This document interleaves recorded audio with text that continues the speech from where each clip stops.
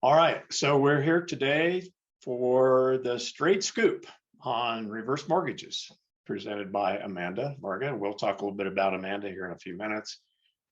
First, I want to give a little commercial for AgeWise and who we are. The reason we started AgeWise Colorado is primarily for these folks right here in the middle, but also for these folks over here on this side, so that you can listen and learn from our experts like Amanda here today about the variety of issues related to aging. We've had webinars on financial planning, estate planning, in-home care, Medicare, Medicaid, et cetera. We're having one in a couple of weeks on actually end-of-life planning, which is everybody's favorite topic.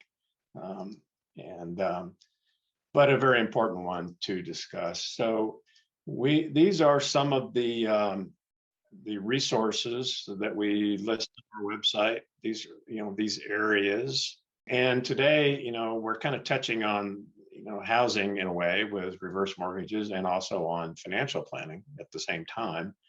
And some of the other areas, in-home technologies, and I mentioned end-of-life planning, Medicare, hearing, vision, healthcare, et cetera, home modifications, and others that are not necessarily even on this list.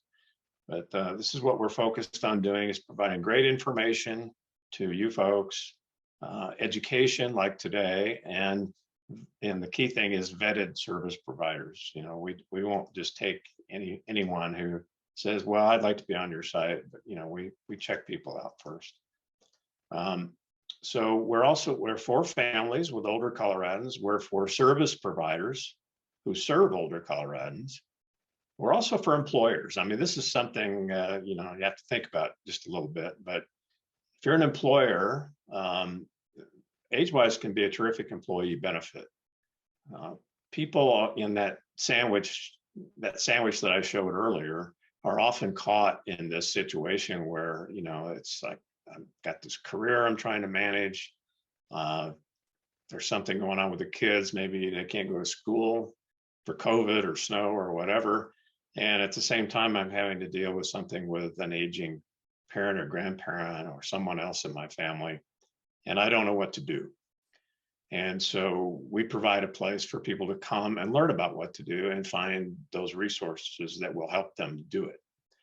And also for a business, a business can actually get involved. It's not even in the aging space, to support us as a social benefit. Okay, and then I'm going to introduce Amanda. So Amanda, some of you may know Amanda, you probably do, is the community liaison for Orion Mortgage, located in Broomfield. Amanda has a bachelor's in social work, and she has the unique distinction of being a social worker who also works for a mortgage company. That is unique. The role is to help make reverse mortgages understandable to older adults, caregiving adult children, and professionals in the industry. She understands all too well that the challenges that families and individuals face when making important decisions about their own or a loved one's living situation as they age, having moved her in-laws into her home and being a caregiver for them for 7.5 years.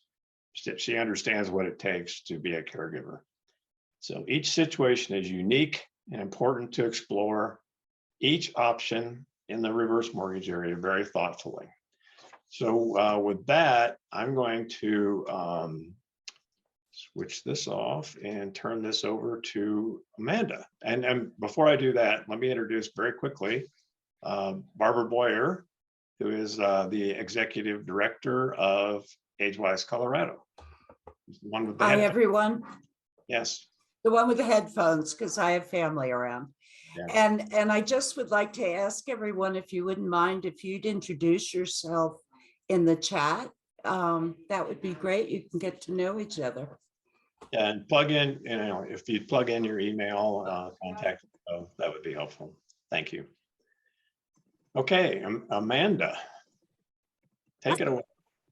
Thanks, Bob. Thanks, Barbara. I really appreciate this. I'm going to get my screen shared up here as well. And we will jump in. So thanks for that intro. Again, thank you so much, all of you who showed up today and decided, hey, I'm going to take an hour out of my life to learn about something that is oftentimes considered somewhat confusing, is often misunderstood. Sometimes, quite frankly, people are a little hostile towards it. So good on all of you for taking an hour to learn a little bit about something that might be outside of your comfort zone.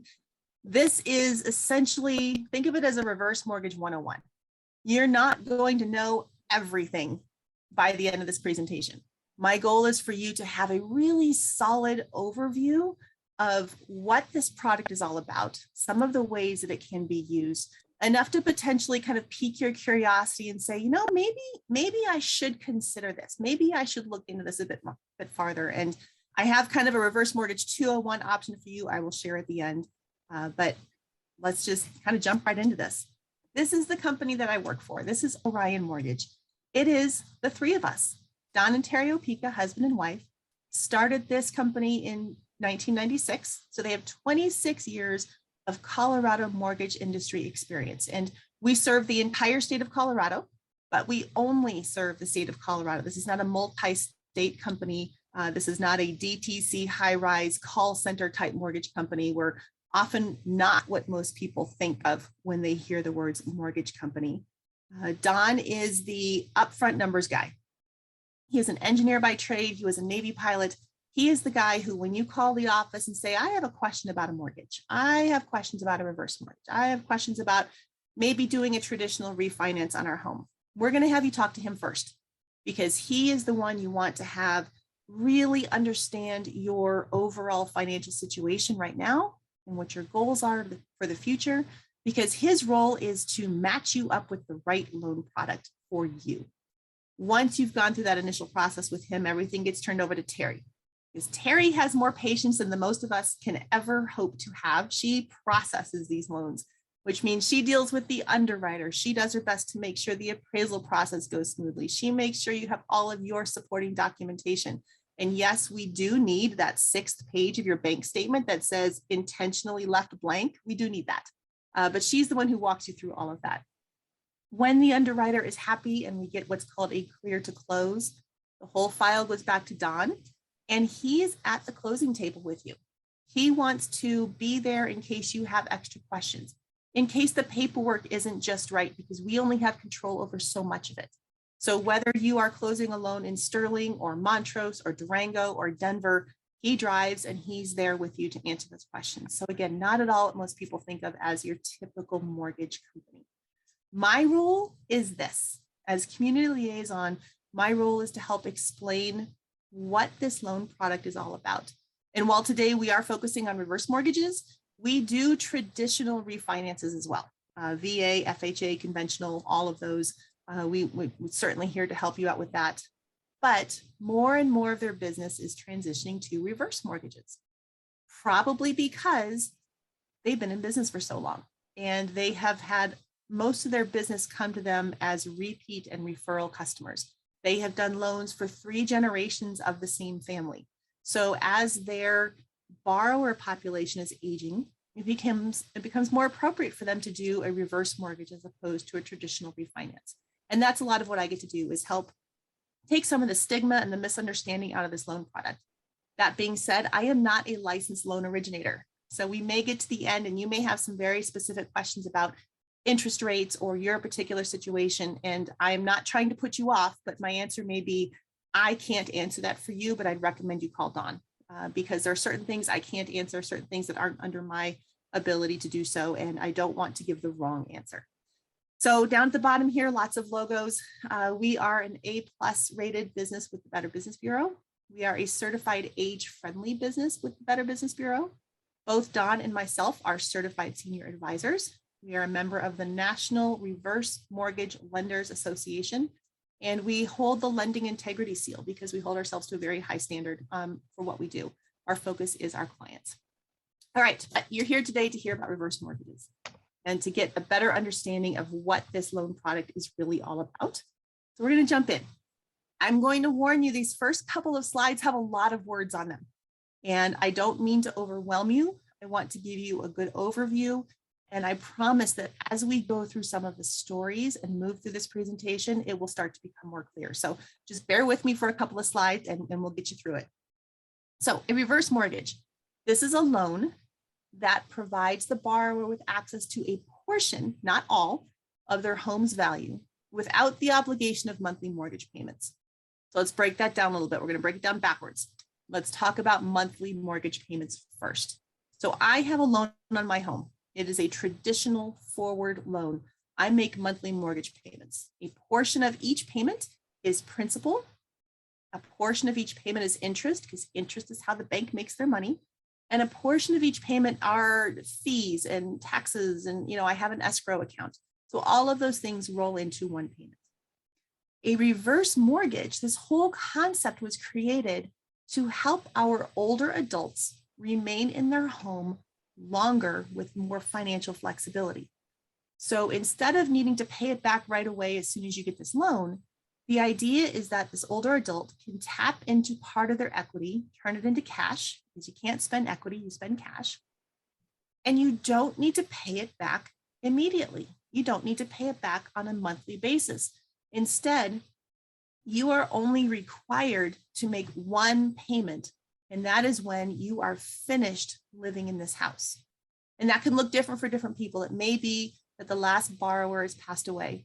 And when you hear me say last borrower, it's because if we have a reverse mortgage for a couple and one member of that couple passes away or one member of that couple goes into community-based care, the loan is still fully intact for the other person. So when the last borrower passes away, the loan comes due. Or when the last borrower moves out into community-based care, the loan comes due. Or when the borrowers just decide we're moving, we're going to sell our house, move into Iowa, we're moving to Florida. When you no longer call this home your primary residence, the loan comes due. And that is the only required payment on this loan. You will pay your loan in full, generally speaking, when you sell the house. Now, why can you only access a portion of your home's equity? So this is a loan that's based on age and home value. And the reason you can only access a portion of the home value is because that's your principal, right? That's the principal for this loan. And in the background, there will be interest accruing, and there may be other fees associated with a loan that are accruing, again, in the background. You're not paying them back on a monthly basis. But that portion of the equity you are not allowed to tap into is what that's really accruing against. Because ideally, and this is a government calculation, when you are done with your home, and if you choose to sell, the goal is that there is enough value in your home to pay that principal, to pay off all the interest and fees that have accrued, and ideally have some left over for the borrower to put in their pocket or for the estate to gain that extra value. That is the goal with these loans. That's why you can't access all of your home's value upfront, because there's interest accruing in the background. And let's go to the beginning part of this definition. This is a loan. So as I mentioned, I have a loan on my home. That's the key there. It's my home. I am the homeowner. I have a loan against my home. A reverse mortgage borrower owns their home. It is at their discretion to pay off the loan. It is at their discretion to sell their home. The bank does not own your house when you have a reverse mortgage. That's a very important piece to remember. And then this is an extraordinarily versatile loan. We customize the structure of this loan to the borrower. So let's talk about how that versatility works in a minute. Again, a slide with a lot of words, I know, but we're going to talk in very round numbers because it makes it easier for me. Let's say you have started your loan process and you find you are going to be able to access $100,000 out of your house. Okay, fantastic. If this was a traditional loan, that's pretty cut and dry. This is a reverse mortgage. How is it best for you in your situation to receive that $100,000? The first option is a lump sum, and it's kind of what it sounds like. You can take out that chunk of money or a huge portion of it and put it in the bank or spend it or whatever you want to do with it. We use this term lump sum payment when we are paying off an existing loan. So we can do a reverse mortgage for a home that has a traditional loan on it already. We pay off that existing loan and it's transitioned to a reverse mortgage. So no more monthly payments. You're going to owe one payment when you're done with the house. The next option is a line of credit, which also sounds pretty much like what it is. you have this $100,000 set aside that you can tap into whenever you want to. And you can even put money back into the line of credit. The cool thing with a reverse mortgage line of credit is that whatever portion of that you don't use, it grows. And this is where, again, I'm not licensed. I can't talk all of the specifics on this, but I have an example coming up and I will bring it to your attention on how that looks. What do you mean my line of credit grows if I don't touch it? So there will be an example coming up to clear that up. You have an option to take your money out in term payments.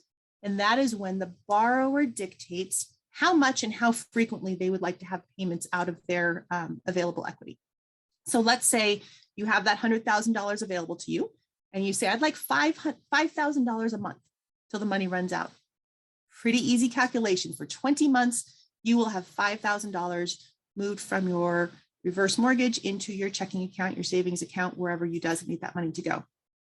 When that 20 months is over, you still own your home. Your loan is still intact.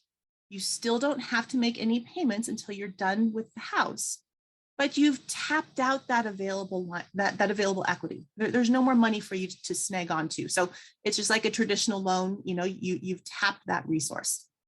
Now, if you opt for what's called a 10-year payment, and it's not 10-year, but tenure, this is, again, a unique feature of reverse mortgages. This is another FHA calculation.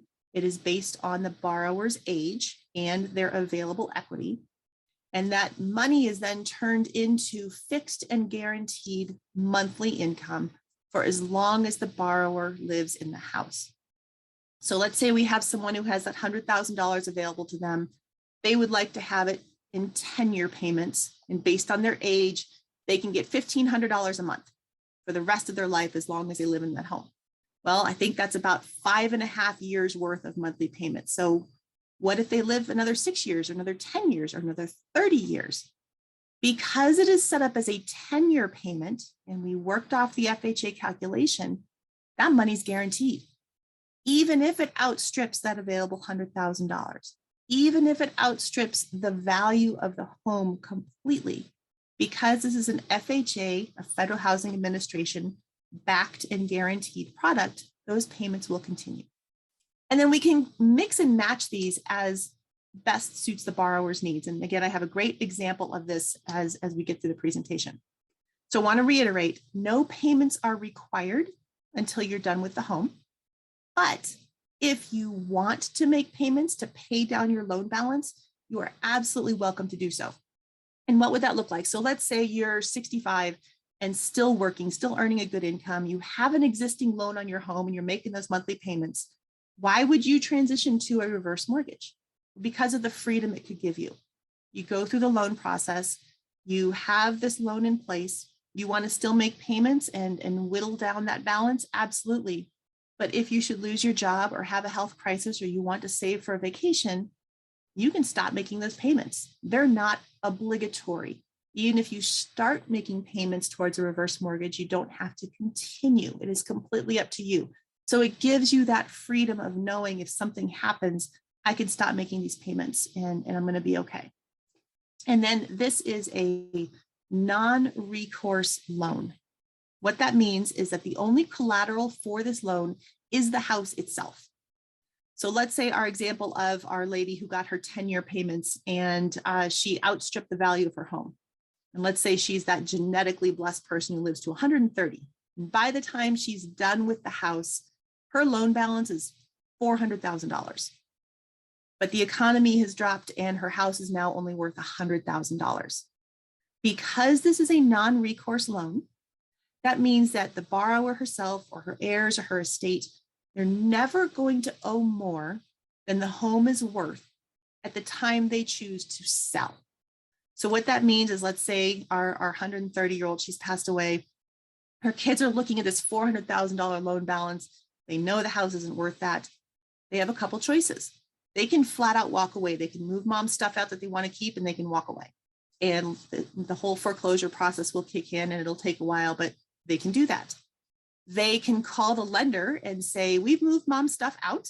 and there's no point in us selling this house. We aren't going to get anything out of it, but we're going to turn over the keys and some paperwork to you. And there is what's called a cash for keys program.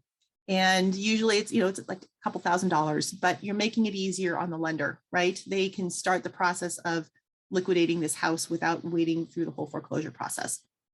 But again, the family's not involved in the sale. If it turns out that her home would be an amazing starter home for a grandchild, and they really want to do this, well, they call the lender, say, we want to keep this house. They need to do an FHA appraisal. So it's determined, okay, it's worth $100,000. Right now, if you want to do this option, you own 95% of the FHA appraisal value. So if that person can come up with that $95,000, pay that to the lender, that satisfies the family's portion of this loan. And the FHA mortgage insurance kicks in the difference between that $95,000 and the $400,000 to make sure the lender is paid. So there are a lot more options than most people anticipate. We can talk about that more later, or you can get the information in the 201 option, but I wanted to at least plant that seed for you. These are the most common myths. And what that means is these are the most common reasons people don't consider a reverse mortgage.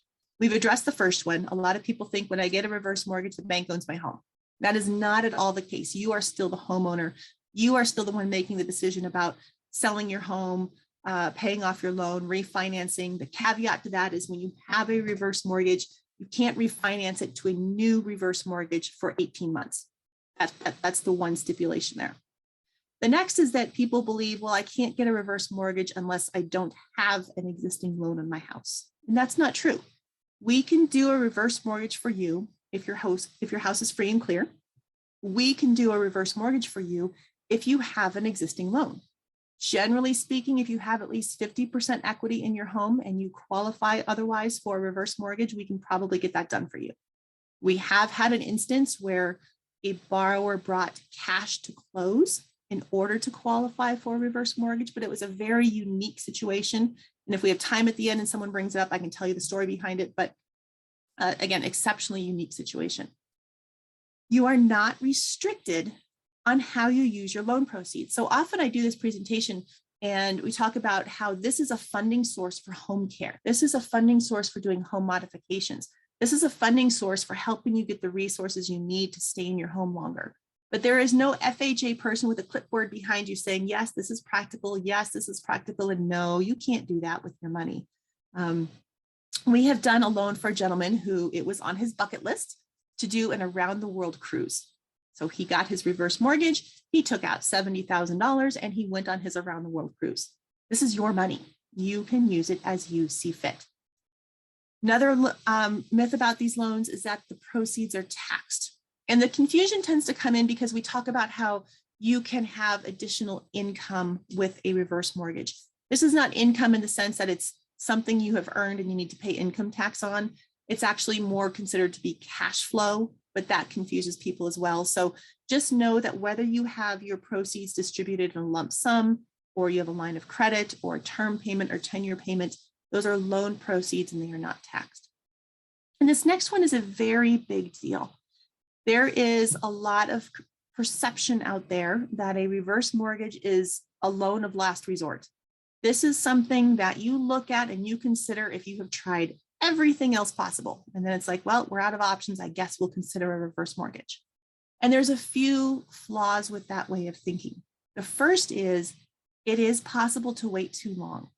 You can reach a point where you have been living off your credit cards too long, or you are so far behind on your mortgage payments that we cannot qualify you for one of these loans.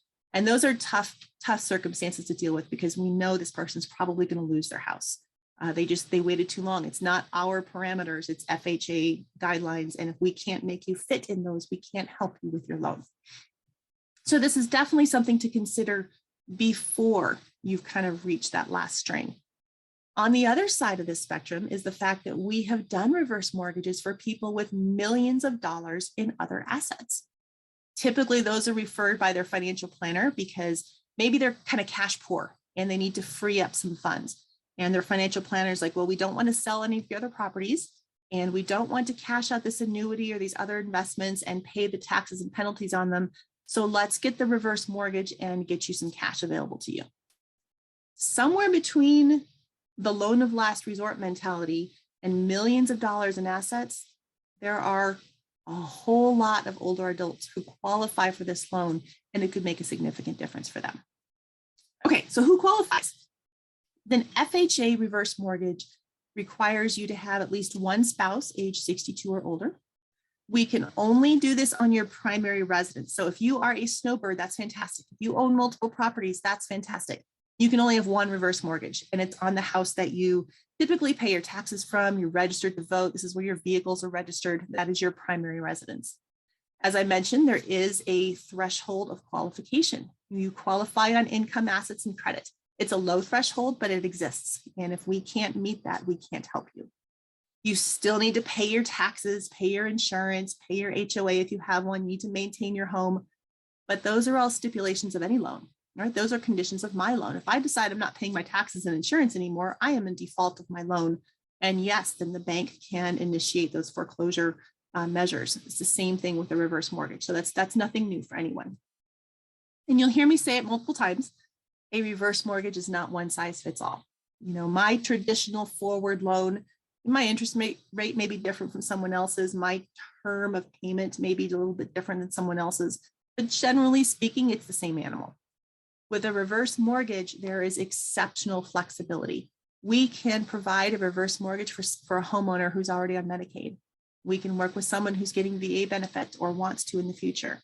We can do this for, a single individual, a married couple, for partners. We have done this for an older adult and her older caregiving adult child because he was over 62. And that way, again, the loan stays intact, even if one person on the loan passes away or needs community care.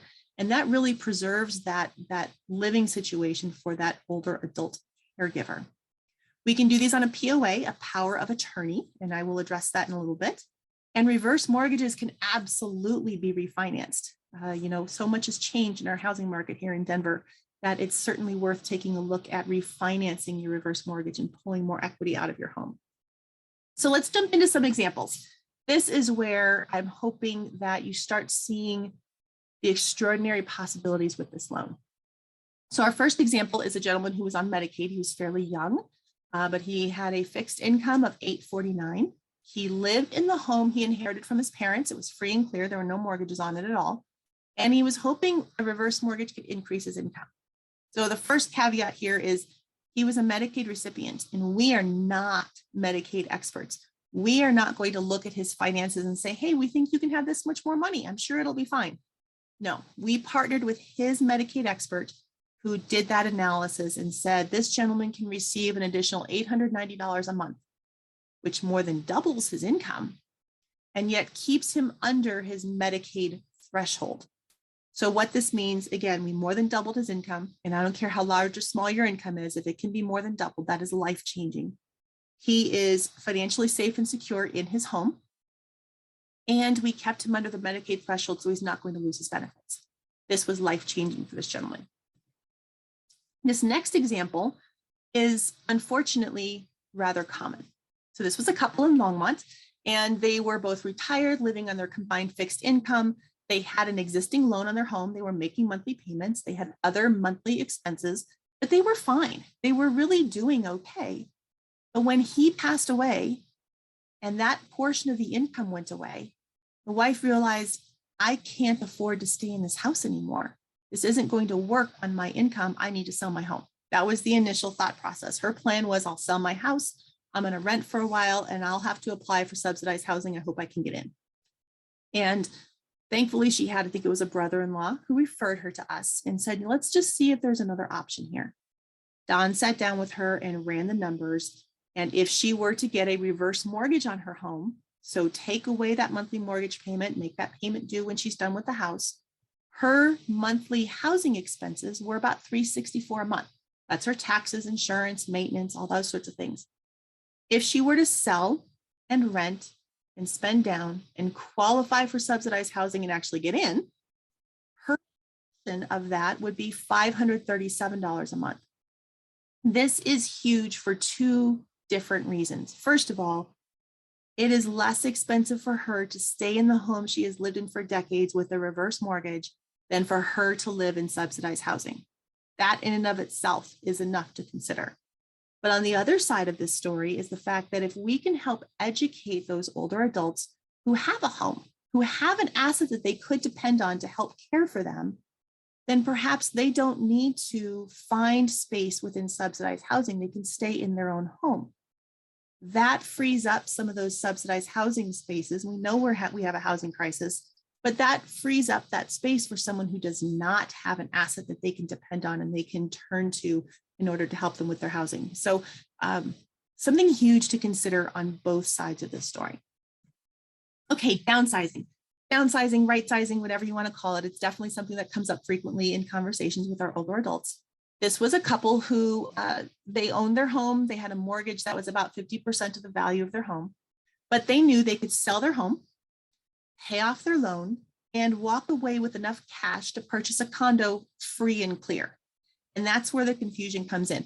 Quite often when we hear the words free and clear, we think that must be more cost effective than having a mortgage on a property. And when they sat down and really looked at the numbers, it wasn't.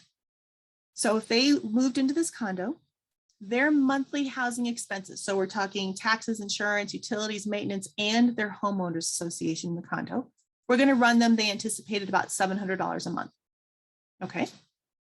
If they chose to get a reverse mortgage that would transition their traditional monthly payment mortgage to a reverse mortgage, then their housing costs, their taxes, insurance, utilities, maintenance, were going to be about $737 a month.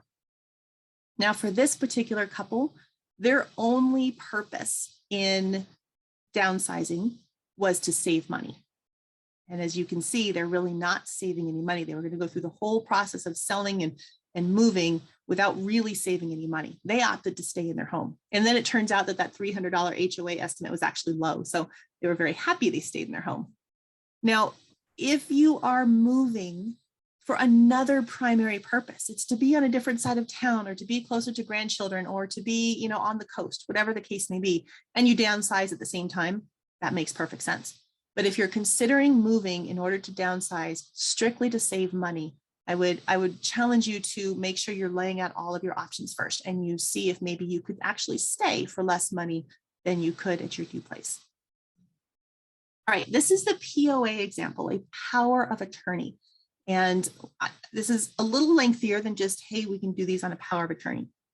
When someone reaches a point where they really can't take care of themselves to a certain extent, whether physically or on the financial side of things, then typically their children have a couple choices to make. They can liquidate other assets to pay for care, whether in home or in a community care setting. The children can pay for that care or provide that care themselves. They can spend down to Medicaid and have Medicaid kick in to provide that care, or they can look at a reverse mortgage. And I know this is oversimplified. There's a lot of mixing and matching that can be done. There's a lot of other circumstances to consider, but we're going to keep it kind of simple. What I want folks to understand is if the children say, we don't want mom and dad to get a reverse mortgage because that's our inheritance. We want that house. We want the money out of the house someday. Or the parents say, I don't want to get a reverse mortgage because this is what I want to leave to my children. There's a couple of long-term potential roadblocks to this. If the children say, we're going to pay for mom's care, either they're going to pay for in-home care or they're going to pay for community-based care so that someday they can sell the house, recoup their expenses. If mom's care takes her on a trajectory to Medicaid, children need to understand that Medicaid has first dibs on that estate.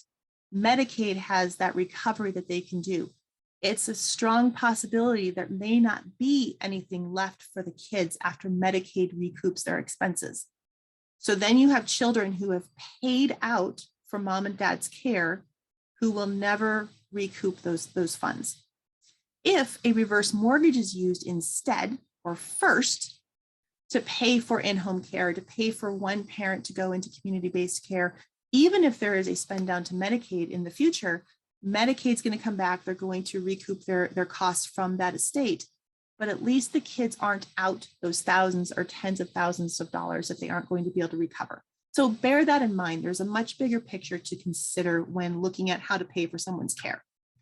I'm just going to give you the example of our 104-year-old client because a lot of people, they hear that. How in the world could you do a loan for someone who's 104? Surely this is a scam. And it's not. This was an absolutely appropriate loan to do for this situation because her family was 100% on board. They were the driving force behind this. So the story is that this woman's granddaughter was the initial one who reached out to us, explained the situation. My grandma's living at home. She's 104. She's still ambulatory, but she's a fall risk. And one of her daughters, 80-year-old daughters, was her primary caregiver. And that was becoming more than she could handle. So Dawn's initial response was, you know, we know some amazing placement agencies and there are wonderful communities out there. Perhaps home isn't the best environment if you're concerned for her safety. And the family pushed back and said, no, we really want her to stay in her home. This is where she wants to be. And so Dawn requested a family meeting, and this woman's 4 octogenarian children were all in attendance. And they explained, this is the house that our parents bought when they got married in the 1940s. This is the house our mom has lived in ever since then. This is the home that we were all raised in. This is where she wants to be. This is where we want her to be. So we did the reverse mortgage, provided a $190,000 line of credit that the family used to pay for 24/7 private pay care for this woman in her home, where she was able to stay until the day she died. It was absolutely appropriate to do a loan for someone at 104. All right, refinances. I mentioned that this is an important thing to consider, especially in our housing market today. Neither of these loans were originated by us, but we did the refinances. So let's walk through these. This first one, the couple got their initial reverse mortgage in 2013. By 2017, they had about $24,000 left in their line of credit. We refinanced that for them because their equity had grown. They took $5,000 out cash at closing, that lump sum distribution, and now they had a $43,000 line of credit. So basically doubled what they had available to them. The next example is more extreme because there's a decade between their first loan and their refinance. So they had their first reverse mortgage in 2006. By 2016, they had about $15,000 left in their line of credit. We refinanced that, and then their line of credit was $114,000. And I don't have the numbers here or the dates, but I know we have refinanced them yet again since 2016 because, again, their home value has gone up so much. So if you're talking to someone or you're thinking, yeah, I love a reverse mortgage, I have one, I've had it for years, it's certainly worth looking at going through the refinance process and pulling some more money out. So as I mentioned earlier, the best time to get a reverse mortgage is when you don't need one. And that is a really tough concept for a lot of people to hear because they think I have no mortgage on my house, or it's very low, I'm paying it off, I'm working, I'm fine. I don't need this money right now. Well, that's the easiest time to go through this process because this is a process. This is gathering paperwork. This is, putting numbers together. And if you are already in a health or financial crisis, that process is a lot more arduous, to say the least. Now, this particular example was a woman who had retired from her healthcare career. She owned her home free and clear, no mortgage. She did not need the income. She had other income. She didn't need the money. But she knew based on her career that how she is today, how she feels, how she's able to function, how she's able to move may not be how she is tomorrow. She had seen too many instances of an unexpected health crisis coming up that not only devastated someone physically, but potentially devastated them financially. And she wanted to make sure that she had a backup plan. So we did her reverse mortgage in 2015. She received a $193,000 line of credit. And her goal was, I'm not going to touch it. I don't need it. It's just there in case I need it. And this is the example that shows you, if you don't touch those funds, how they can grow. So we have no idea if she didn't touch it or not. That's not our role. That's not something we're involved in. But based on her amortization schedule, based on the anticipated interest rates, she should have had about $252,000 in that line of credit by 2020. So the basic math on that is over 5 years, by not touching that money, it grew by about $60,000. That is phenomenal. Think about what that would mean for a retired healthcare professional in 2020 when everything kind of came down with COVID. Now, this is also something this is what Don and Terry, my bosses, have done in their home. They own a business. Business is good. they had no mortgage on their home, but they also wanted to have one more safety net in place. So they have a reverse mortgage line of credit on their home. What that means is twofold. First of all, if a crisis comes up or if they find a wonderful little investment property, they have a couple $100,000 available to them very quickly. However, they don't touch that money. They keep a very low loan balance. It's about $700 at any given time. What that means is if they decide to sell their house tomorrow, they only owe about $700 to the lender, and the rest of their home value is theirs. So they have the benefit of knowing they haven't tapped into it, so their loan balance is low. But if they need it, they have a line of credit set up just in case. That's a powerful position to be in. Another way, a creative way to use a reverse mortgage is this particular example. So this was a real estate agent. She, again, owned her home with no mortgage on it. And then she inherited a home that had a loan. Well, you can inherit the house, you can't inherit the loan. That's not the way it works. So she took a reverse mortgage out on her primary residence, used those proceeds to pay off the loan on the home she inherited.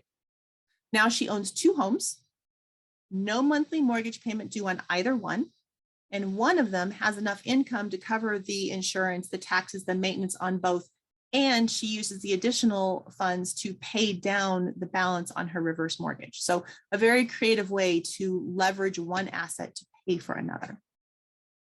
And here's my little bit of everything story. I mentioned all these different ways that we can structure a reverse mortgage for someone. We can mix and match. And this is exactly what we did in this particular instance. So this lady called just before COVID. And I know that because I was still in the office most of the time. And I actually took this phone call. And this lady called, "Hi, this is Mrs. So-and-so. Can I talk to Don? I need to get my reverse mortgage started." Not many people are that excited about it, but it was great to talk to her. And I transferred her to Don, and I walked into Terry's office and I said, "Who is this?" Usually when people are that close to filling out their application or going through the process, I've heard their name around. I kind of know their story. I know their purpose behind getting this loan. And this woman's name was not at all familiar to me. And it was not familiar to Terry either. So Don eventually comes in, he did the loan application, and he sat down and he says, "Well, I've only been talking to her for 6 years." This was someone who had learned about reverse mortgages, understood this would be a powerful option for her, but there was no sense of urgency, right? She's like, "This is something, okay, eventually I might look into this. This might be a great idea." Well, she called because she lost her job at age 82. And that was her sense of urgency. She had a monthly mortgage payment. She had credit card bills. She had lost a portion of her income.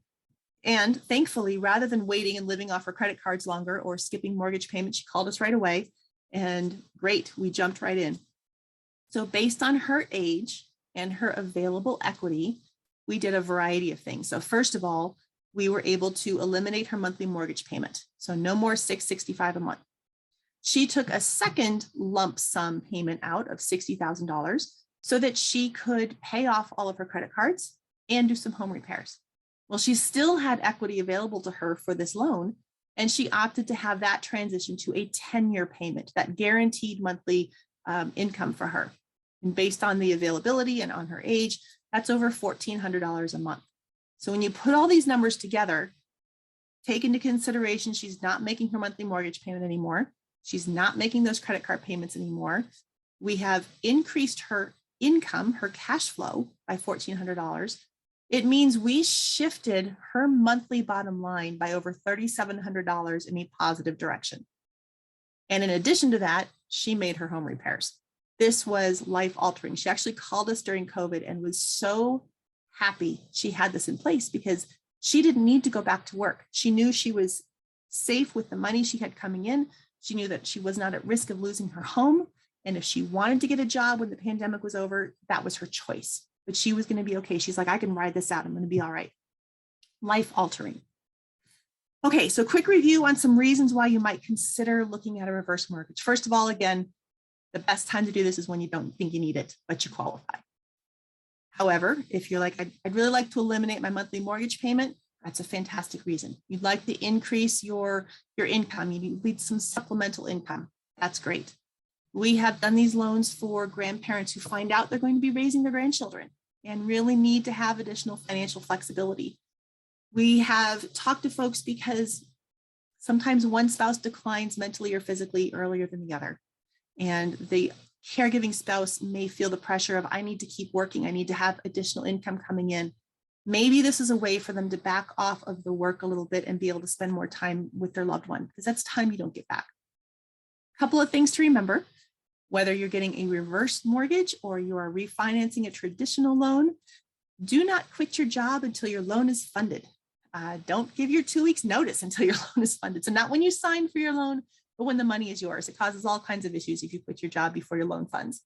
And I don't want to say this to cause a panic or that extraordinary sense of urgency, but don't wait too long to get the loan that you want, to get the mortgage that you really need.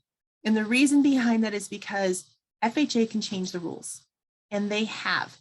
Sometimes we get a couple months advance notice when they say we're going to be changing the threshold requirements for qualifying. That means we need to get on the phone and we start calling folks who are kind of on the fence or they're dragging their feet and say, hey, you qualify for this loan now, but after this date, you're not going to qualify anymore. You don't fit the parameters. Sometimes we don't get that kind of notice, and it's a fairly sudden change, and someone who qualifies now may not qualify next week. So again, this is not at all a, hey, let's cause a panic, you have to do this tomorrow, but keep in mind that the rules can change. And so if this is something you think is a good idea, I'd encourage you to move forward with it. All right, everything we have talked about so far is an FHA reverse mortgage, a Federal Housing Administration backed loan product. We have FHA mortgage insurance as a part of this loan, but there are non-FHA reverse mortgage products. They are called proprietary loans. We do not deal with those very frequently, but it's good to know they're there. So if you are not at least 62, but you're at least 60, and this is something you really have done, a non-FHA reverse mortgage might be the best option for you. The other key criteria here is if you live in a condo complex that is not FHA approved. That may have nothing to do with you. It could be when you moved in, your condo complex was FHA approved, but now it isn't for whatever reason. You can't do any kind of FHA loan in a complex that is not FHA approved. And so looking at a non-FHA product may be appropriate then. The parameters are different. The rules are a bit different. I'm not going to go into that in this presentation, but just know that those are also available. And Don's especially more than happy to talk to you about all of that. One more loan comparison to make is, why would I get a reverse mortgage instead of a Heloc or a home equity line of credit, or what most people call a second on their house? I'm going to get a second. There's pros and cons to both, and I want to lay these out very quickly. The pros to a Heloc: they are less expensive to get. The process is much faster, and you may be able to get more money. Those are fantastic pros. So what are the cons? Well, you're going to need to make payments. And if you don't need to pay it all off in a lump sum within 10 years, you may have to requalify in 10 years.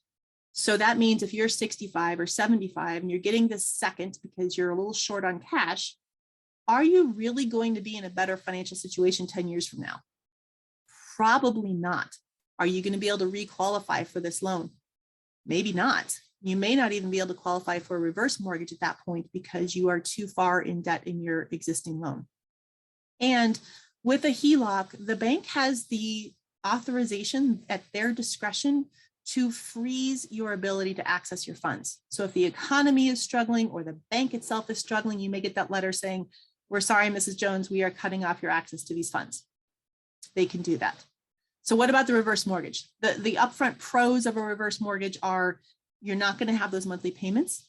You do not need to requalify in a couple of years. If you want to refinance, yes, you go through the whole process again, but you don't have to requalify every so many years. There is guaranteed access to those funds. So that healthcare worker example I gave you, who potentially earned an additional $60,000 on her line of credit, the bank's not going to call and say, well, that was growth and you can't have that anymore. We're cutting off your access. It's not how a reverse mortgage works. That is her money. Those are her funds. She is guaranteed access to them. And because of the reverse mortgage insurance that you are paying for, yourself, your home, your loan, your estate are protected against the instance of, wow, I owe $450,000 on this loan and now my home is only worth $100,000. So that protection is built in. The cons to the reverse mortgage, it is more expensive upfront. It really is. That reverse mortgage insurance is a big chunk of change.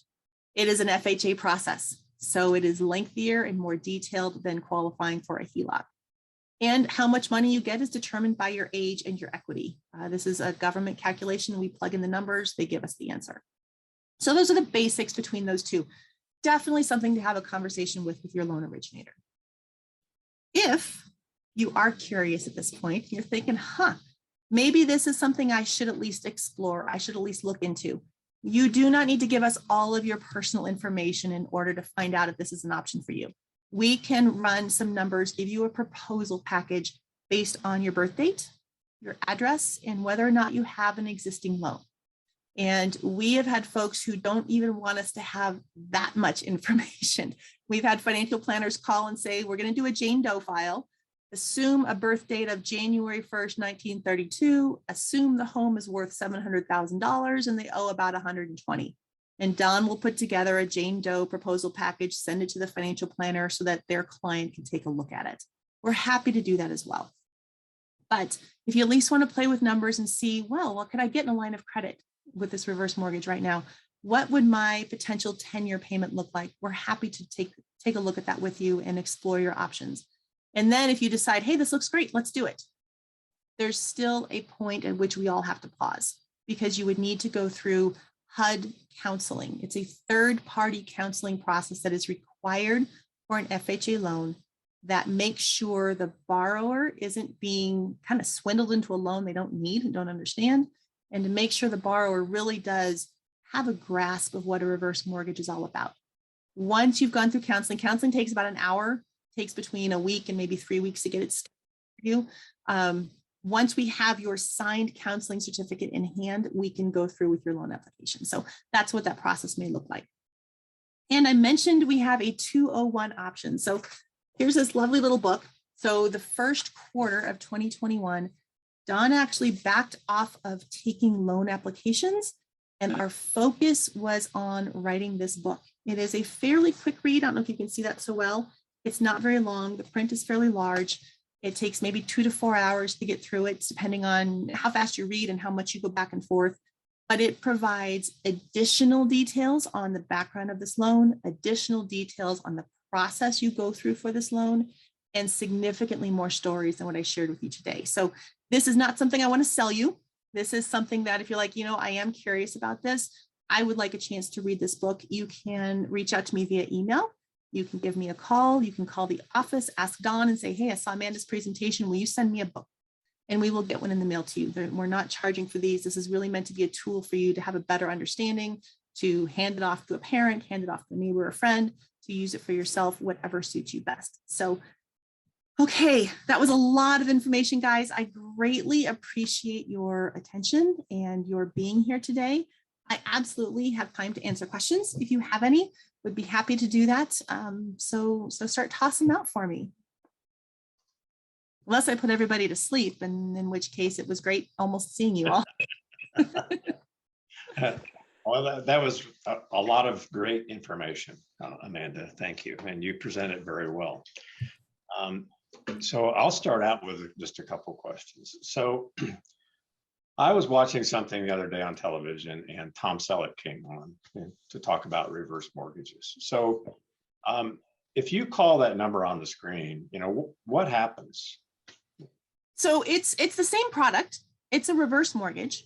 However, you're dealing with a multi-state, a national company, and most likely you're getting a call center. It turns out, unfortunately, Tom Selleck and his mustache do not answer your phone call. So that's just not the way that it works. And when you call us, you're going to get that personalized attention. And we've actually had folks who have called to that company initially and have gotten so frustrated with the process because they constantly have to retell their story. Their file has to be pulled up. They have to have someone read through it.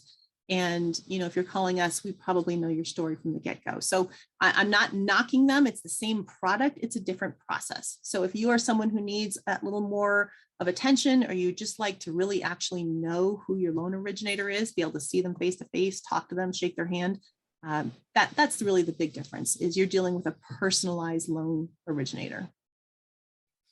Okay, thank you. the other thing, how long have these reverse mortgages been around? Quite a while. And I don't have an exact answer for you. I'm very sorry. I believe they really became more prevalent in the 80s, but I believe the first one came about in the 60s, like 1965. And it was a loan that was put together. There was a gentleman who worked for a bank. He passed away. The bank really wanted to help take care of his widow. And they created this loan concept to help her stay in her home after her husband passed away. So there's more history there, but they've been around for a while. Well, one reason for asking the question is, you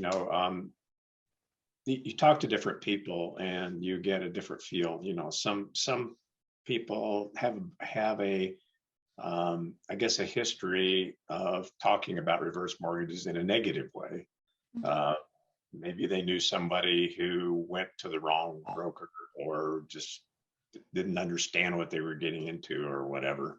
And so then they told somebody else, well, this is really, a horrible thing. You don't do that. So can you talk a little bit more about that? I mean, how did that kind of bad reputation started? And, I know that you folks have done, you have all these accreditations, you've done so much to make this a valuable tool for people. So there's a bridge in there somewhere. So can you talk about that? There is. So today's reverse mortgage is not yesterday's reverse mortgage is the short answer. The longer answer is, in particular, there was a loophole that has been closed, but it basically allowed, especially in a spousal situation. Now, these loans, you get more money the older you are. That's the easy way to explain it. And if there was a large age discrepancy between spouses, they had the option of taking the younger spouse out of the equation completely, right? Because you get more money based on the age of the older spouse. And the couple would make this decision thinking, okay, well, we'll figure it out later. The loan officer probably encouraged it. And what would typically happen is, well, who's probably going to pass away first? Probably that older spouse. Who's left? Typically the woman who is younger, who has now been taken out of this equation. And what I mean by that is she's not on the title to the house she's currently living in. She's not a party to the loan on the house that she's living in that she doesn't own. And more likely than not, she is not in a financial situation to refinance that loan into her own name, to pay off the loan, to satisfy it. And she's going to lose that house. And those were the stories where you'd hear, well, my grandparents got a reverse mortgage. Grandpa died and the bank took the house. Grandma couldn't live there anymore. Well, that was probably a calculated risk on their part, and it did not pan out. So that's one of the most common things. And that loophole has been closed. You cannot take a spouse off of this loan anymore. You have to account for both parties, and the numbers are based off of the younger spouse's age. And then there's also the idea of, you do still need to pay your taxes and pay your insurance. And there were plenty of folks who, especially back in the day, that wasn't something they did. They didn't pay their taxes. I'm not paying my insurance. I don't need that. This is my house. And somehow they got the loan and then they didn't pay these things. Well, those were stipulation of the loan. These were conditions of the loan. And the lender realizes you're not paying your taxes and paying your insurance, you are in default of your loan. And it doesn't matter if someone says, well, my grandpa's never paid his taxes the last 50 years. It's a condition of his loan now. So he needs to, or he's at risk of losing it. So there are protections in place for that. There's something called a life expectancy set aside. So if someone doesn't have a good history of paying their insurance and taxes, or they'd rather have it paid through the loan itself, then there's a way we can coordinate that throughout the loan. So hopefully those things aren't happening as much, but really it's a matter of more protections and loopholes have closed. Jonathan has a question. Hey, are there any exceptions to the 62 rule? Say a person on Social Security disability, would that qualify? So no, they'd still have to be at least 60 even to qualify for the non-FHA product. Now, if one spouse is over 60 and the other is 30, which happens, we can do a reverse mortgage. It doesn't make a whole lot of sense because it's based on that younger spouse's age, but right. Possible. So no, there's not another financial consideration or other stipulation where, okay, you're younger, but you still qualify. It's 60 for non-FHA and 62 for FHA. thank you. Mhm. So how do you describe the impact, the financial impact, I guess, on the heirs of people who have a reverse mortgage? How does that work? I say the initial impact is probably determined by how much they knew. If this is a surprise and you have people who, mom and dad have passed away and we had no idea they had a reverse mortgage and what in the world does this mean? There's a lot of shock and there can be some hurt because they had no idea it was being used this way. We absolutely encourage our borrowers to involve their family in this process. It's not the family's decision to make, but it's helpful if the family has a heads up and they kind of know what's coming and they know that, okay, these are our options in the future. We can sell the house. We can keep the house if we do the appraisal on it. We don't owe the difference between, a higher loan amount and a lower home value. It's all about education. And I think that has the biggest impact. Yes, the numbers are going to be different for everyone's situation, but it's more the shock of not knowing and not understanding what this is beforehand. So that's kind of a roundabout question or answer to your question, but that really is what we're seeing. We get phone calls from people who we didn't do the loans, but those heirs have found us online and say, you guys do reverse mortgages. We didn't know our parents had this. What does this mean? And we even have real estate agents who call us and saying, we don't even understand how to close this out. And so we talk them through that process, but keeping everybody on the same page is extraordinarily helpful. Okay. Another question. Mhm.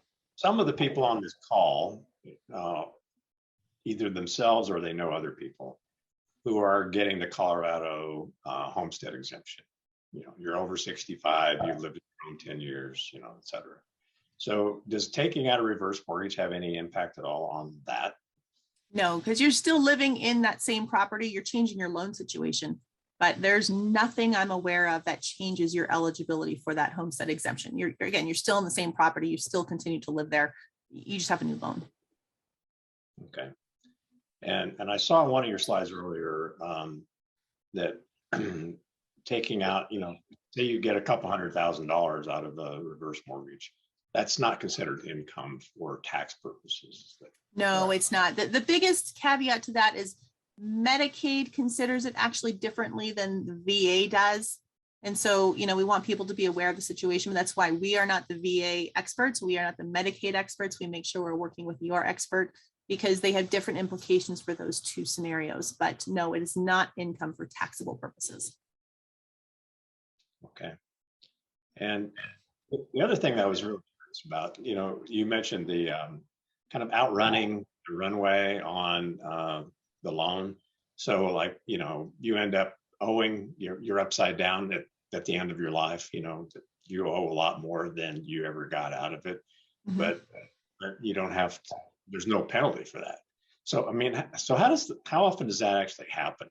I know the FHA has these calculations and actuaries and et cetera, so that doesn't happen, but obviously it does on occasion. So, sure. Yeah, I don't have any specific percentages on how often that happens. The reality is that it could. And part of that is to make sure we're educating people, because let's say that has happened and the loan value is now $400,000. The home is worth $100,000 and the family decides to sell it.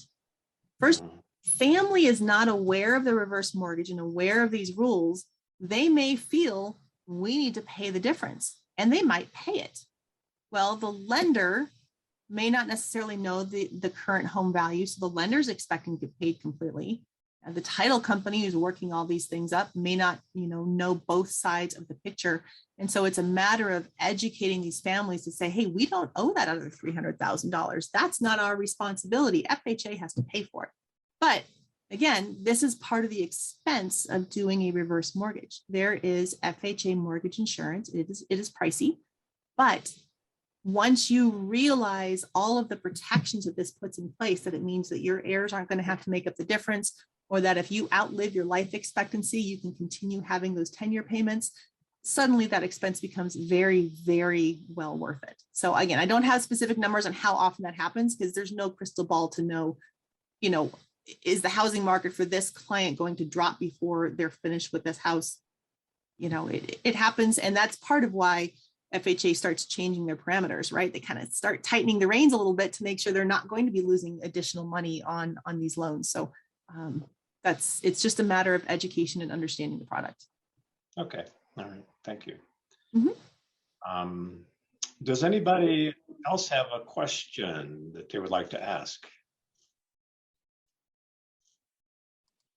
Hi, I have a quick question. I'm Susan from Dr. Cog's Area Agency on Aging. If someone's interested in speaking with somebody from your office, is there a fee charged with that, or is it? No, not at all. So there's no charge for a mortgage review, which actually we encourage people to do annually, just to see if whether it's a traditional loan or reversed, are you in the best loan situation for your life situation right now? And we're happy to run those numbers for you. There's not only no fee, but then there's no obligation either. You don't have to, if you decide you want to refinance, you don't even have to do it through us. Our goal here really is to be a resource for you and for your clients to take a look at this. And we're happy to send out that proposal package. We're happy to send them a copy of the book. And if they can use that to improve the situation, that's fantastic.